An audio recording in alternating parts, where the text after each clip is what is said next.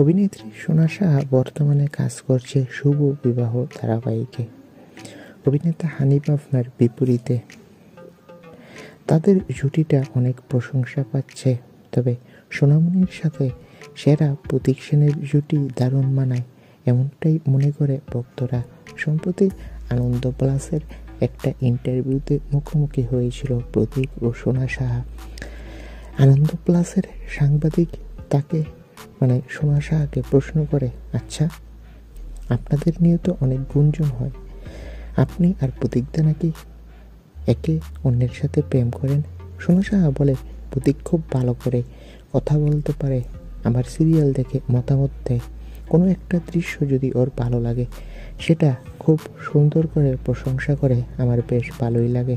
তবে আমাদের সম্পর্ক কোন দিকে এগোবে বা আমরা বিয়ে করব কিনা সেটা সময়ই বলে দেবে। আর এভাবেই তিনি তার উত্তর বলে দিল। আর এমন জবাবে সবাই ধরেই নিল যে সোনা সাহা ও প্রতীক বাস্তবে প্রেম করছে আর তারা বিয়ে করবে। তো বন্ধুরা, এই বিষয়ে তোমাদের মন্তব্য কি কমেন্ট করে জানাও। ধন্যবাদ।